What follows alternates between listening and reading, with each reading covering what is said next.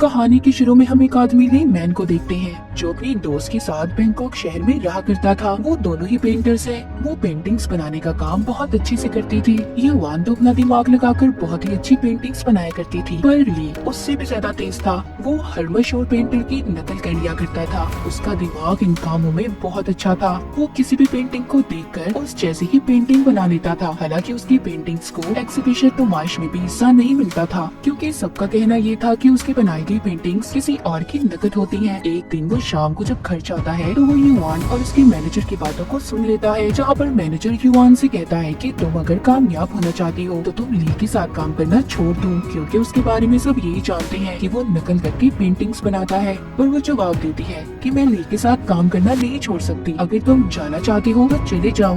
एक दिन उनकी पेंटिंग्स को नुमाइश में हिस्सा मिलता है, जहाँ पर लोगों को युआन की पेंटिंग्स तो बहुत पसंद आती है, पर ली की पेंटिंग को कोई भी पसंद नहीं करता। तभी वहाँ पर एक आदमी आता है जो ली की बनाई गई पेंटिंग्स की बहुत बेइज्जती करता है। कहता है कि ये कैसी पेंटिंग्स हैं? ये तो सब नकल करके बनाई गई हैं। इस बात पर युआन को बहुत गुस्सा आता है। वो उस आदमी पर शराब गिरा देती है और उसे बाहर निकाल देती है। तभी फौरन से ली उस आदमी के पीछे जाता है ताकि वो युआन के ऐसे रवैये की उससे माफी मांग सके। उसके पास जाकर ली को पता चलता है कि उस आदमी ने ये सब कुछ जानबूझकर किया था। वो अकेले में ली से मिलना चाहता था। आदमी ली से कहता है कि तुम जैसे काम करते हो, तुम्हारी काम करने का तरीका, तुम जैसे पेंटिंग्स की नकल करते हो, तुम अपने काम में माहिर हो। मैं तुम्हारे टैलेंट को बहुत अच्छे से जान सकता हूँ। फिर वो एक बार में मिलते हैं और शराब पीते हुए बातें करते हैं। वो आदमी उससे कहता है कि मुझे तुम्हारी नकल करने का तरीका बहुत अच्छा लगता है और तुम जानते हो तुम्हारे इसी हुनर की वजह से तुम्हारी किस्मत बदल सकती है। मेरे पास तुम्हारे लिए एक बहुत ही अच्छा काम है। सभी बातचीत करने के बाद ली दोबारा उसी जगह पर जाता है जहाँ पर उसकी पेंटिंग्स को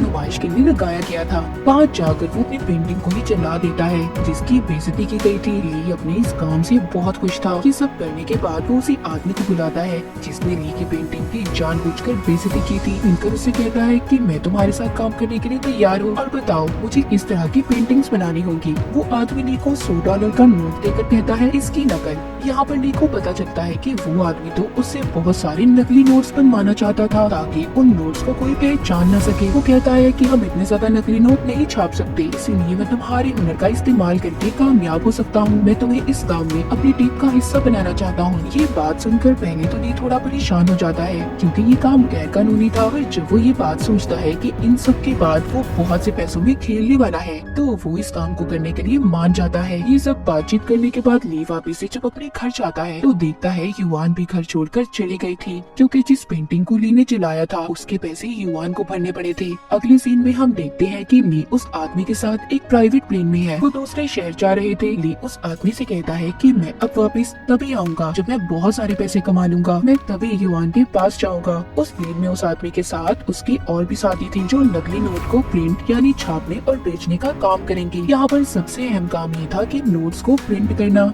अगर इनके पास अच्छे से अच्छा प्रिंटर भी होता तो भी ये नोट्स में बनी बारीक लाइन को सही तरह से प्रिंट नहीं कर सकते थे। तो यहाँ पर आता है काम ली का, जो हर बारीक लाइन की भी नकल कर सकता था। और दूसरा काम था कि ऐसे पेपर कागज का इस्तेमाल जिस पर आसानी से कोई खराश ना सके। उस पेपर की खासियत ये होगी जब भी उस पर नीली स्याही वाली पेन से लिखा जाता तो वो उस स्याही को भी पीले रंग में बदल देता था। और इसी तरह बैंक में काम करने वाले लोग भी नकली नोट को अलग करते हैं। अब उस आदमी को वो कागज भी मिल गया था जिस पर उसने नकली नोट्स को बनवाना था। अब ली का काम यहाँ पर शुरू हो जाता है। वो कई दिन तक नकली नोट्स की नकल बनाने में लगा रहता है। वो नोट्स पर बनी छोटी सी छोटी चीज को बहुत अच्छे से बनाता। ली एक लाइन को भी नहीं छोड़ता। नोट पर तस्वीर बनाना, उस तस्वीर को फिर आर पार देखना बहुत ही मुश्किल काम था। वो सब यहाँ पर इस काम के लिए चाइनीज तरीके का इस्तेमाल करते हैं। वो नोट की बनी हुई पेंटिंग को एक मशीन के दरमियान में रखते हैं। उसके इर्द गिर्द दो पेपर्स को रखकर जैसा चाहते थे उनका काम बिल्कुल वैसा हो जाता है। अगला काम नोट को छापने का था। उस आदमी की टीम का एक आदमी अपनी महारत से बहुत अच्छे से उन नोट्स की बारीकी को भी सही तरह छापता है। वो देखते हैं उनका हर काम बिल्कुल ठीक तरह से होता जा रहा था। वो हर टेस्ट में पास हो गए थे। उन्होंने उस पेपर को भी ढूंढ लिया था जिस पर इन्होंने नोट्स को छापना था। वो एक कंपनी में जाते हैं जहाँ पर वो कंपनी उसी पेपर का इस्तेमाल करती थी। उसका साइज नोट छापने का बिल्कुल ठीक था, इसलिए वो आदमी बहुत सारे पेपर खरीद लेता है। यहाँ पर कोई उन लोगों पर शक ना करे, इसलिए वो सब कह देते हैं हैं कि उनकी कंपनी किताबें छापने का काम करती है, इसीलिए वो इस पेपर को खरीदना चाहते हैं। अब उनके पास वो पेपर भी बहुत ज्यादा है। उन्होंने बहुत से नकली नोट्स बना लिए थे। वो एक कबाड़िए की दुकान के जरिए अपने काम को शुरू करते हैं और अपने बहुत से कस्टमर्स तक नकली नोट को पहुंचा देते हैं। 6 महीने तक ली उस नकली नोट छापने वाले आदमी के साथ बिजनेस करता है। अब वो ली का बॉस बन गया था। इसके बाद ली वापिस से अपने शहर में आ जाता है और अपने दोस्त युआन के घर जाता है, क्योंकि उसके पास उसकी एक चीज थी जिसको वो वापस करने गया था। वो युआन से वहाँ पर नहीं मिलता। उस चीज को वो रख कर वापिस आ जाता है। ये सब देखकर वो आदमी ली से कहता है कि तुम तो बहुत डरपोक हो, तुम एक लड़के से डर गए, देखो मेरी हिम्मत। वो अपनी हिम्मत दिखाने के लिए वहाँ पर पुलिस ऑफिसर पर गोली चला देता है। वो ली को भी गोलियां चलाने का कहता है, पर वो तो डरा हुआ था, इसीलिए डर की वजह से गोली नहीं चलाता। पर उस आदमी ने सभी पुलिस वालों को मार दिया था। पर यहाँ पर ली की आंखों के सामने जो कुछ भी हो रहा था वो इस वजह से बहुत ज्यादा परेशान था। ली अब सोचने लगा था कि उसका बॉस कितना पागल इंसान है जो बिना वजह किसी की भी जान ले सकता है। वो सोचता है कि वो तो बस इसके साथ मिलकर काम करना चाहता था। इन सब चीजों से लिए बहुत ज्यादा परेशान हो गया था। इसके बाद हम कहानी में एक और आदमी को देखते हैं जो पुलिस ऑफिसर था, जो नकली नोट्स की जांच पड़ताल किया करता था। उस ऑफिसर को इसलिए बुलाया गया था क्योंकि पुलिस को ये बात पता चली थी कि शहर में पिछले कुछ वक्त से बहुत से नकली नोट्स छापे जा रहे हैं। वो ऑफिसर इन सब बातों के बारे में पता करने के लिए शहर की सबसे बड़ी ऑफिसर से मिलता है। वो दोनों अपनी असली पहचान छुपाकर नकली नोट्स ढूंढने के मिशन पर लग जाते हैं। बहुत सारे लोगों से मिलने के बाद उन्हें आखिरकार उस आदमी से मिलने का मौका मिल ही जाता है जिसके साथ ली काम किया करता था, यानी कि ली का बॉस। वो दोनों उस कश्ती में पहुंच जाते हैं जहाँ पर वो उससे मिलने वाले थे, पर वो खुद नहीं था बल्कि वहाँ पर ली के बॉस के आदमी थे। वो दोनों ऑफिसर को जानने के लिए उनकी काफी छानबीन करते हैं पर उन्हें उनकी सच्चाई का पता नहीं चलता, इसीलिए ली के बॉस के आदमी उन पर भरोसा कर उन्हें अपनी टीम में शामिल कर लेते हैं। दूसरी तरफ ली अपने बॉस के पास जाता है और उससे कहता है कि सॉरी, अब मैं आपके साथ काम नहीं कर सकता,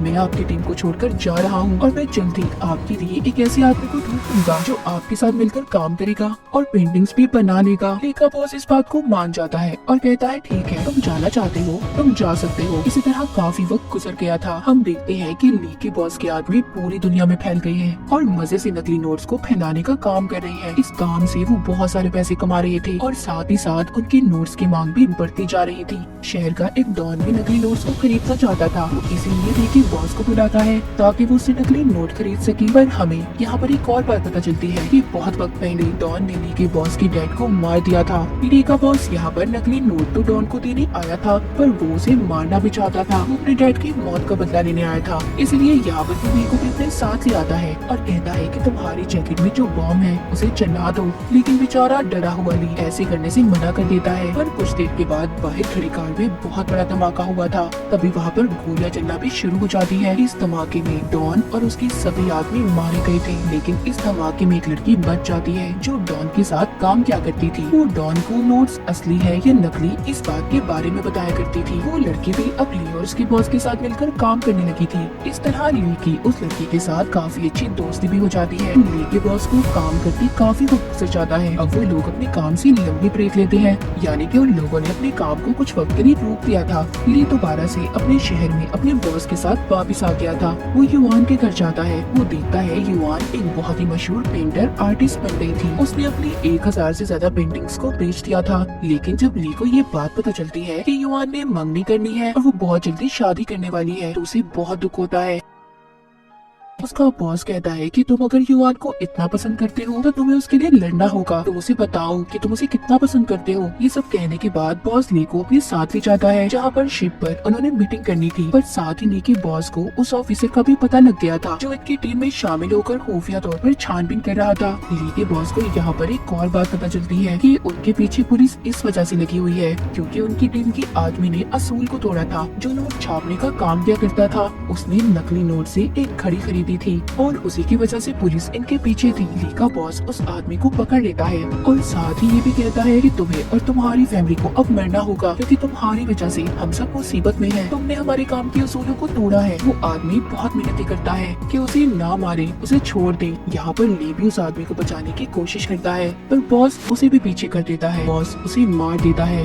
ली का बॉस उस ऑफिसर से मिलता है जो खुफिया तौर पर इनकी छानबीन कर रहा था पर वो ऑफिसर नहीं जानता था कि इन्हें उनके सारी सच्चाई पता चल गई है। बॉस वहाँ पर ली को बुलाकर कहता है कि इस ऑफिसर को तुमने मारना है। ली बहुत ज्यादा डरा हुआ था। उसका बॉस ली के डर को खत्म करने के लिए वहाँ पर युआन और उसके मंगेतर को भी अगवा कर ले आता है। वो ली को गन देता है और कहता है कि इन दोनों ने तुम्हें बहुत दुख दिए है ना, इन्हें मार दो। मैं जानता हूँ तुम ऐसा जरूर करोगे क्योंकि तुम इनसे बहुत नफरत करते हो। मगर ली इस बार भी गोली चलाने से मना कर देता है। पर इस बार उसका बॉस बहुत ज्यादा गुस्से में आ गया था। ली का बॉस गुस्से में युआन पर गोली चला देता है। पर यहाँ पर ली ने युआन को तो बचा लिया था, लेकिन उसका मंगेतर मारा जाता है। इधर ही वो लड़की भी जो डॉन की साथी थी वो ली को यहाँ से बचाकर ले जाती है, क्योंकि वो जानती थी कि बॉस अब ली को मार देगा। इसलिए यहाँ पर वो सब पर गोलियां चला देती है। इस लड़ाई में ली के बॉस के सभी आदमी मर गए थे और आखिर में ली भी अपने बॉस पर गोली चलाकर उसे मार देता है। अब यहाँ से वो लड़की ली को एक होटल में लेकर जाती है।